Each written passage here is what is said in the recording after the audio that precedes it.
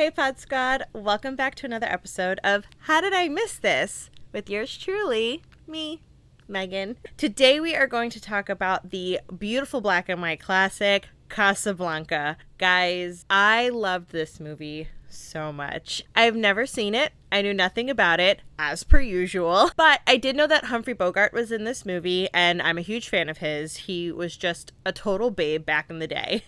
And I just really enjoyed this film. It had all the classic elements to the classy black and white movie feels. That's the perfect way to describe it. This movie gave me the feels. I was so engulfed into the movie the entire time. It was just classic. I loved it. So Casablanca, it was released January 23rd, 1943. Director is Michael, you know me in names, Curtis or Curtiz? I don't know. It's got a Z, and sometimes Z's are very, like, is it a Z or a S?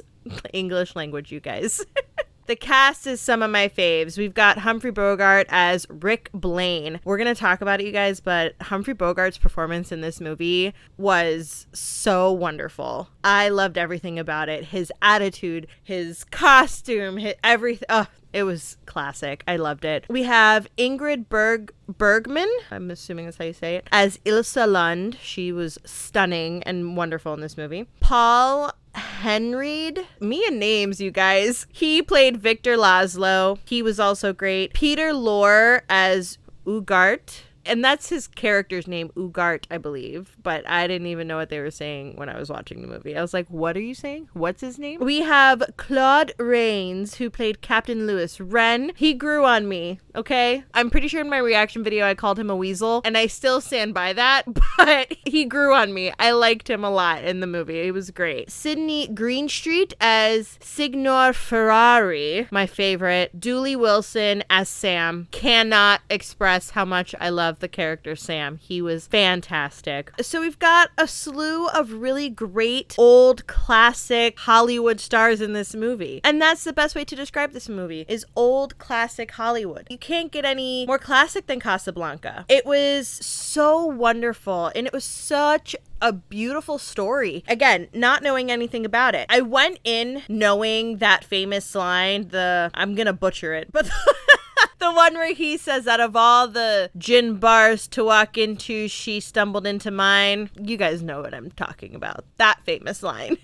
I knew that line was in this movie. That's pretty much all I knew about the movie, was there is a gin bar and some girl walked into it. But it's so much more than that. You know, we open the film and we are in World War II. I'm not sure as to the timeline of when this was during the war, but I believe this was when the Americans were coming into the picture. Casablanca seems to be like a refugee place for everyone who's fleeing their countries to escape the Nazi Germany takeover. This seems to be a pretty neutral place because it has not been taken over by Nazi Germany yet. I believe that Casablanca at the time was occupied by France, which makes sense because they sing the French national anthem in the movie, and that was pretty freaking epic. I love that part of the movie. So we just come into this town where it's just pretty much a slew of different people, and it's pretty cool to see. The movie is black and white. Let's just get that out there. It's black and white, but you gotta love a good black and white movie. These kind of movies make you really pay attention to the dialogue, and you really pay attention to what's being said, how it's being said, who's saying. It's just like you really do hone in on watching. But we've got Humphrey Bogart's character Rick. Rick owns this speakeasy, which I think was a term for just bar back then, and a casino. There's definitely a casino scene in this bar. He owns this place, and he's just this kind of like lone wolf guy. He knows exactly who he is as a human, which is great. He says things from time to time like, I don't stick my neck out for anybody, which is like, yeah, you shouldn't. You set your own boundaries, my friend. He was a really cool character. I loved that about him. He knew exactly who he was, what he wanted, what he didn't want. He was not afraid to stick up for his beliefs, but not just beliefs, but just like what he liked and didn't like. He was not afraid to just be like, no, you're not coming coming into my club. Why? Because I don't like you. That was his vibe, and I was here for it. Most of the time we spend is in his place, which is fine. I don't think we really needed too many different locations, because then I think it just would have gotten really, really muddy. But we are quick to find a shooting that happens, and these two paper carriers get shot, and they have documents, which everybody wants to get their hands on, because the issue is, even though Casablanca is this refugee place, it seems that it's so hard to get papers to leave Casablanca and make your way to America, which is the dream in these movies. It just seems to be difficult for people to actually leave Casablanca. So word gets out that the shooting happened, these two guys, and the papers that they have, and everyone's just like, ooh, gotta get those papers. I mean, it wasn't like everybody, but everyone was just like, I want those papers. And it turns out that Peter Lorre's character, again, Ugart, Peter Lorre's character, he has the papers. And I'm pretty sure he's the one who did the shooting also, but I'm not 100% clear on that. But he has these papers, and the only person that he trusts to look after these papers is Rick, Humphrey Bogart. And there's this great, like, exchange between the two of them where he's like, I don't like you. And he's like, oh, I know, but, like, we respect each other, right, Rick? It's a cool little friendship. But does he save him when he gets pinched by the cops? Sure doesn't. He's like, I don't stick my neck out for nobody. Again, he's a man who knows who he is, and it's great. But now Rick has these papers. I think in his mind, he's like, I'm gonna use these for myself. Here's my only thing with Rick. He's apparently, like, blacklisted from America, I think. And I watched this movie pretty intently. I don't think that they ever really explained why he's blacklisted from coming back into America. They keep mentioning it. He's like, yeah, I'm just gonna die in Casablanca because I can't go back. And even people are like, I think about reasons why you can't go back, but they never really say. And I think that's fine. It leaves mystery to the movie. It leaves Humphrey Bogart's character up for mysterious, like, interpretation. So I kind of liked it. I wasn't, like, pining for the answer for that one, but it's a pretty cool thing to know that he's blacklisted and he just can't go back. But he hides these papers that he gets inside of his piano player's piano, which, let's talk about it. Piano player Sam. He is the best person in this movie. He is a real friend. We all know how I feel about friendships at this point. He is loyal, kind, supportive. He's just so good. I love him. His character makes me so happy. He has so many good moments. There's a flashback at a train station with Rick, and he's just, like, encouraging him to get on the train and go and live his life. Then they're back at, like, the bar in Casablanca in present time, and Rick's getting drunk, and he's like, hey, boss, I'll get drunk with you. And Rick's like, no, I don't want you to. And he's like, well, then let's go for a car ride. Let's go fishing. Let's do something. And then we'll get drunk again. And he's just like, no, Sam, go home. And Sam's like, nah, boss, I'm gonna stay right here. And I'm like, oh, he's such a good guy. Such a good guy. Anyways, I digress, as I usually do. So Rick's got these papers, hides them away for safekeeping. Peter Lorre's character gets arrested. They take him away. He is now gone. Pretty sure he's dead, but he's gone now. So Rick's got the papers, but nobody else knows that he has them, which is awesome. Everyone kind of suspects throughout the movie that he has them at some point. He never really confirms nor denies that he has these papers. But here's where things get twisty. So we've got this character, Victor Laszlo. He is apparently a prisoner from a concentration camp who has escaped the Nazis like 5 times or something like that. He just keeps slipping out of the Nazis' fingers, and they want him because he, I guess, is this guy who's pretty much like rounding up everybody underground, you know, kind of to like rise up and fight against the Nazis. So he's getting all these people in hush-hush alleys and underground like secret meetings, and he's a threat to the Nazi Germany party, and they want him. And he is expected to walk into Rick's bar. Here is where the cop,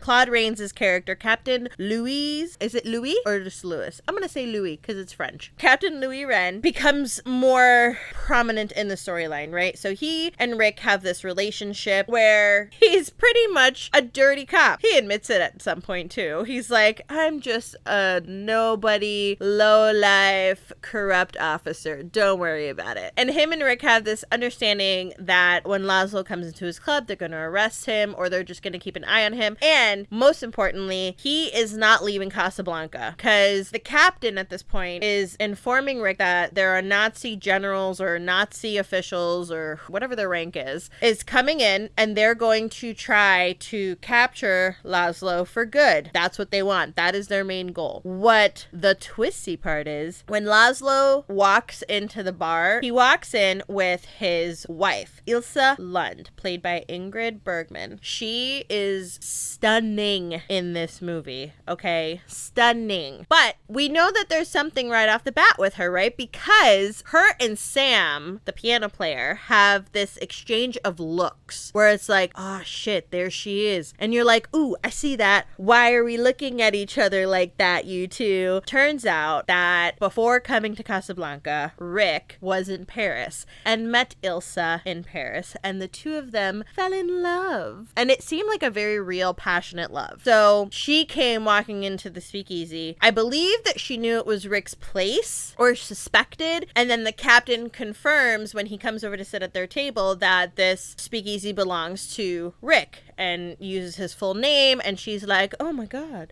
And that classic like low light on everything but the eyes, like the eyes have the lighting, right? And you just see the longing in her glistening eyes. Oh, Rick. As you do in these black and white movies. Now we find Ilsa sitting at the table by herself because Laszlo has gone off to talk to somebody who flashed him a ring that with a symbol that like showed him that he was like on the up and up. They're in cahoots. So he goes to talk to that guy. Ilsa is sitting by herself and she's like, somebody bring the piano player over. Sam comes over and they chat back and forth a little bit. He kind of acts like he doesn't know her that well, but it's clear that they definitely know each other. And she asks him to play the theme song of this movie, which I love so much as time goes by. I love this song. I've loved it for years since I was a kid because it's in one of my favorite love movies of all time, Sleepless in Seattle. Ever since I heard it as a kid in that movie, I love this song. So this is the theme song for this movie because it seems to be the love song between Ilsa and Rick. And at first Sam's like, I don't know that song. I don't remember it. I don't know how to play it. And Ilsa's like, yes, you do. So he starts playing it. Rick comes in and he's like, Sam, I told you never to play that song again. And in mid-sentence, he notices a girl. And that's when that classic boy sees girl, girl sees boy, and they just lock eyes. They are just looking at each other like in complete shock. So this intrigues me as the viewer even more, like, what is it between you two? It's just crazy. Then Laszlo comes back over with the captain, and it's known that Rick does not have drinks with anybody, any kind of customer in his speakeasy. He's just by himself. He does his own thing. That's who Rick is. But when Laszlo is like, come, please have a drink with us, the captain is immediately like, oh, Rick doesn't do that. And Rick's like, yeah, I'll sit. And I'm like, oh, here we go. Spill the tea. It's such a cute little moment. But you're intrigued. You're like, wait, why is he sitting? He doesn't sit with anybody. Like, okay, where are we going? It's cleared up that the two of them met in Paris at some point, and they just knew each other. That's all they're admitting to right now. They just knew each other. Then they get up. Everybody kind of leaves and goes home. And now we have poor Rick getting drunk in his own bar after hours. Which, pause, we're going to talk about this for a hot second because it caught me off guard too. So there's apparently curfew in Casablanca, and they have these spotlights like that you see in prison movies, like searching for people to make sure nobody's out and about after hours. No. We don't do that. That is too controlling. And I even said that in my review. I was just like, oh no, I would have broken curfew every day.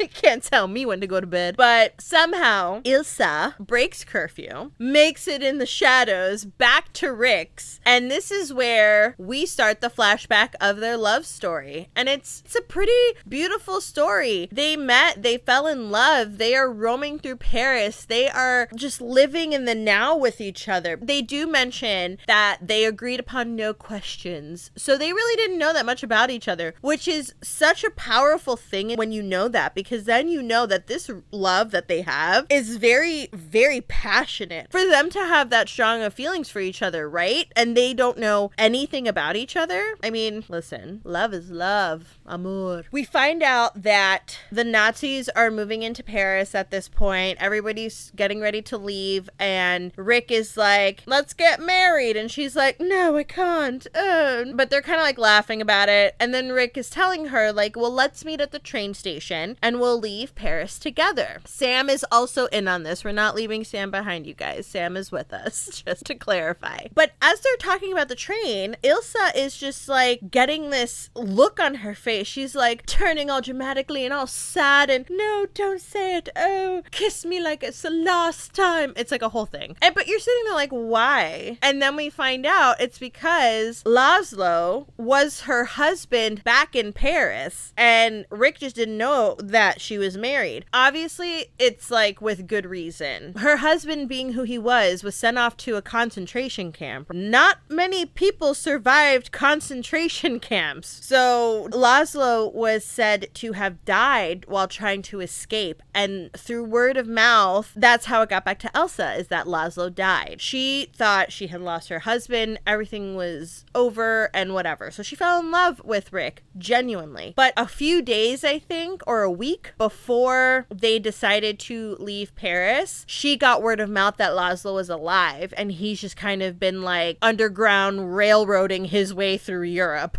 away from the Nazis. So she's like, well, I'm still married. Oh my God, what do I do now? I thought you were dead. I fell in love again. And now, it's a total conundrum to be in. I get it. So Rick is now at the train station, like I mentioned before. Sam, like the bestie he is, running in the rain, like, come on, sir, she's not coming. It's okay. We can still do this. And here's a letter, which she wrote a very vague letter. At that point, you didn't even need to write the letter, but she's like, Rick, I can't go with you. You can't ask why. Just know that I can't come with you, but I love you and goodbye. It's like, okay, you didn't have to write that. You not showing up made that very clear. So Sam and Rick hop on the train and they leave Paris, arriving in Casablanca to present time. So now we've got Laszlo and Ilsa are back together, very much still married. Ilsa is like in the bar after hours now, looking at the man that she fell in love with and never thought she'd see again. First of all, he pretty much called her a whore in the classiest way possible, because he's like, was it just me and Laszlo, or were there others that you just won't talk about? Is that the kind of woman you are? And I'm just like, ooh, okay. She got upset, which she had a right to get upset, and she kind of just like left without explaining that her husband was in a concentration camp. She didn't explain that yet, because she was just like, you know what, if that's how you're gonna be, bye. Like, I'll talk to you another day. So she leaves. Then we come across just little storylines, like this Nazi general wants to meet with Laszlo and the captain, and they're having this sit down, and they're pretty much telling Laszlo, like, you're here for good, buddy. Like, we have talked to everybody. You're not getting a visa out of here, no matter what you do. It's not happening. He plays it very cool. Like, he's definitely like, oh, is that what you're telling me? Because I'm telling you I'm leaving at some point and you're not gonna know. Like, that's exactly what happened. And then we also see this like quick little storyline of Laszlo and one of the waiters in Rick's bar. He's like this chunky little server, and he's German, I believe. Is he German? Polish? I don't know. Never clarified. I know he's not French though, but he's also in this underground like revolutionary kind of thing, and the two of them were like escaping the meeting to head back to Rick's without being detected. There's lots of things going on in Casablanca after hours. This curfew ain't shit. And then we find Laszlo and Rick talking together in the bar. Little does Laszlo know, Ilsa is up in Rick's office. She came to talk to Rick about getting the papers. And even before this, sorry, backtrack a second. So Ilsa and Laszlo are in their apartment, and they're definitely being followed. Like, the Nazi Germany soldier guy is like following them everywhere that they go. They're talking in their apartment. Laszlo's not an idiot, right? He's like, so you and Rick seem to know each other.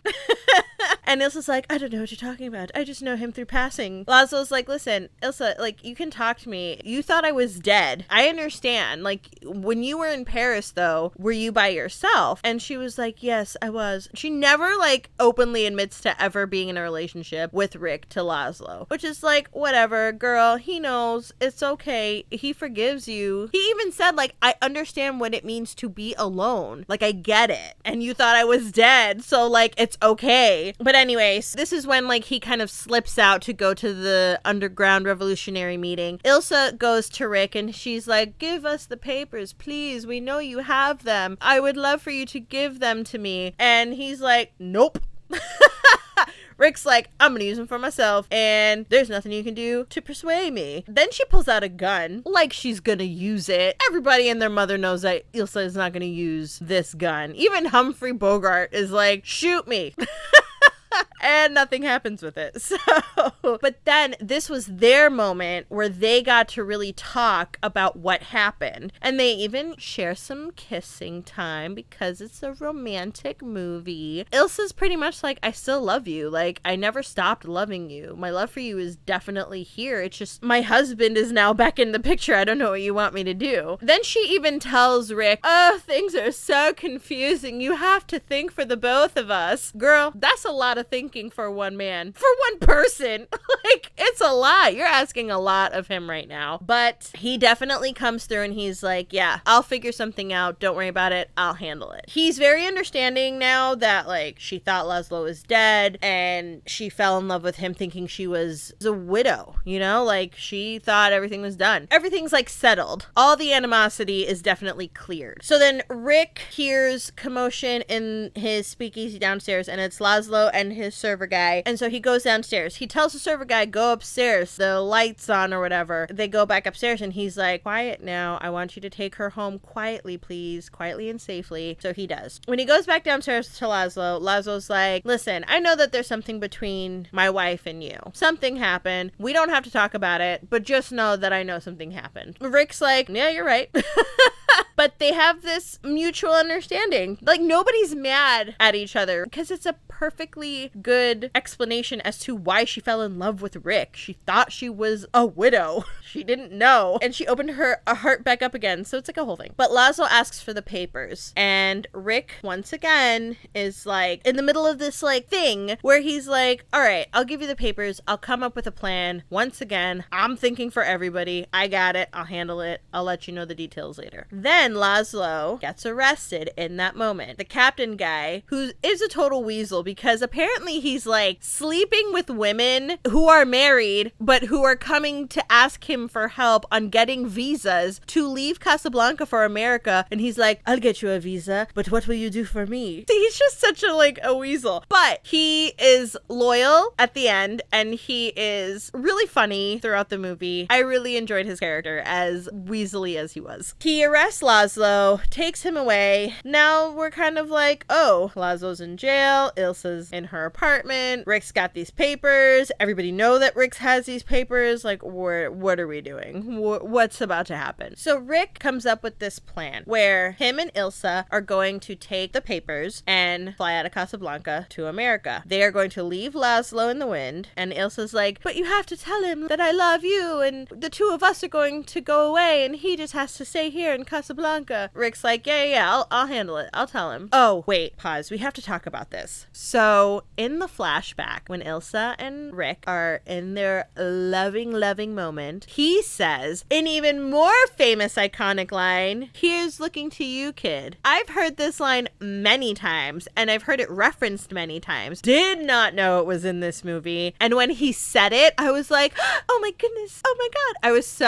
I loved it. It made it so much better. And he says it several times in the movie and he calls her kid repetitively through the movie. It's just such a cute thing. I loved it. It was great. It's so cool when you hear the famous lines that you know, but you may not know it's from certain movies. Again, we all know why I started this channel. It's because I don't know these movies. So for me, at least, it's a really cool joy when I hear things that I've heard before, but I don't know where they're from, and then I kind of find out organically where they're from. Sam. And it hits just the same. It hits like it hit everybody back in the day when they probably first heard that for the first time and they're like, ooh, nice line. That's how it was for me. I was like, oh, that's an iconic line and it's great. So now Rick is kind of like tying up all the ends to make his getaway with Ilsa even more permanent. He sells his bar to the competition bar across the way. I think it's called like the Blue Parrot or something like that. And he's selling it to the guy. He's like closing up shop, you know? Even the captain is like, Rick, I'm gonna miss you. Like, I don't know what Casablanca is gonna be like without you. You know, like it's gonna be boring. You're like the cool guy in town. I think the only thing that wasn't really resolved for me was Sam. Oh no, wait. Sam was going to work for the guy from the Blue Parrot. I think that's what Sam was gonna do. And he was contracted to get paid the same amount or more and get taken care of. Like, Rick set Sam up for success. So we took care of our bestie. We meet up at Rick's speakeasy, and Laszlo and Ilsa are there. Rick is there with the papers, and the captain is there thinking that they are going to arrest Laszlo and stop this whole thing. Because Laszlo, in his mind, him and Ilsa are going. In Ilsa's mind, Ilsa and Rick are going. It's like a whole thing. So the captain's there. Rick is like, me and Ilsa are going. You're getting arrested, Laszlo. Wrong, because Rick is a sly motherfucker. He actually turned the tables. He got the captain to step aside because he pulled out a gun on him. And he's like, haha, you're gonna do what I say now. Ilsa and Laszlo are getting on that plane, and that's final. So he gets the captain to call the airport to let them know that they have 2 passengers coming with papers and they are not to be questioned. What was a stupid move. Like, Rick should have dialed the phone, but the captain calls the German guy, the Nazi general guy, and he's acting like he's talking to the airport. He's like, at the airport, there are these 2 passengers who are going to fly out tonight. Okay, see you there. Also, I don't like that I just held a phone like this. I did improv for so many years. It should be like this. Shame on me. Anyway, so we go to the airport. Rick still has a gun on the captain. He's just like, we're gonna get away with this. See? I don't know why I just did that voice, because nobody sounds like that in this movie.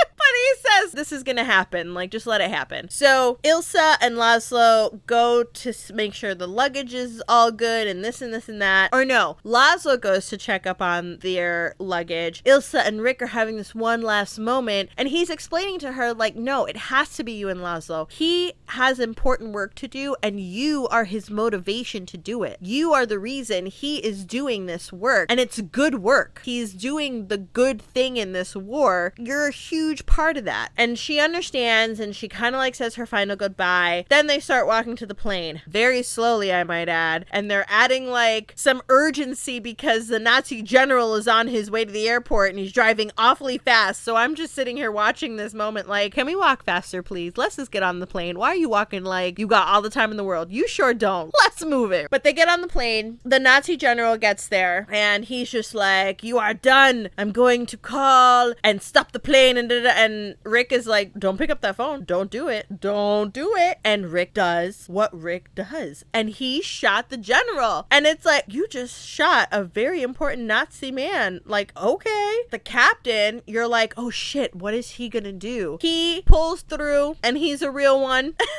When everybody kind of rushes over, because Rick hides his gun, obviously, and he looks around and he tells the next important person, he's like, the general has been shot. Go round up the usual suspects. Like, Rick didn't do it. Someone else did it and ran off. Go find out who it was. And Rick and him share this moment of like, yeah, okay, I see you, buddy. I see you. And then we come to the end of the movie, which is another iconic line where he's just like, Louis, this is the start of a beautiful friendship, which I've also heard that line in so many different ways. It's a great ending because you're just like, yeah, Rick, you're just on the run again. You're going to go to the next town or what have you. You're staying in Casablanca and you're amongst friends. Clearly, everybody looked out for Rick. It was so great. It was such a great ending to such a great movie. And it had, again, so many little moments that just tied the movie together. Like, one of my favorite moments also was when the Germans were singing in the bar and they took Sam's piano. Did not like it. They took over Sam's piano, and I was just like, that's not yours. Step off. Step off. Step off. If you know, you know. I was just like, okay, whatever, Germans. And they're singing their Nazi Germany, like, songs. And then Laszlo walks over to the live band and was like, play the French national anthem right now. And he does. And the entire bar breaks out into unison singing and out sings the Germans, like, real quick. The Germans sat down. They tried to sing back real hard, but they had nothing on the French national anthem in this movie. And I was just like, yeah, sit down, Nazis. Nobody likes you. Go sit in your corner. It's moments like that that just tie this movie together with wonderful patriotism during this dark war time, which, again, I'm pretty sure I said in my real live reaction that, like, I can't do war like that. War was different back then. I can't do, nope. I couldn't do it. I don't know how people lived through, like, World War I and World War II. I don't know how it happened. I just hope I never have to live through that kind of World War, like, ever. It's terrifying. But all in all, this movie had all the classic elements, all the classic lines, classic costumes, and just the feel was just so great. Music, chef's kiss. Mostly because I just know the songs. It transported me, though, into those moments where you hear the live band and the live piano playing and, you know, that romantic, wispy feeling. I was there, full on. And it was just such a lovely movie. It was beautifully directed, beautifully shot. I did mention this. What I always love about black and white movies is, in my imagination, I'm thinking, like, what actual colors are we playing with here? You know what I mean? Like, I really wonder how colorful those costumes were, especially when you're in a place like Casablanca, where it's like rich Arabic, African culture around you. And that's a very colorful thing. So I wonder what that was like how colorful it actually was to be on set. Such a cool thought. But I loved the movie. It's become a really wonderful favorite of mine. I'm so glad I watched it. It was really beautiful. But that was Casablanca. I love it. I can't wait to watch some more black and white movies, honestly. I don't know if I have too many on my list, so please, like, feel free to comment and let me know if there's any other classic movies in this kind of genre that you think that I might enjoy. 9 out of 10, I probably haven't seen it, so just comment it anyway. Even if you think, like, oh, she's probably seen this, I probably haven't. So just comment and let me know other movies that I should watch. But I really enjoyed this one, and if you haven't seen Casablanca, highly recommend it, which brings me to my rating. 2 thumbs up. Love Casablanca. 2 thumbs up. Everything about it was amazing. I loved every bit of it. Music, language, filmography, everything. It was beautiful. True masterpiece. But thanks for stopping by, Pod Squad. That was Casablanca. And next week, I don't know what we'll be watching, but we all know it'll take me for some kind of ride. I will see you guys next week. Bye.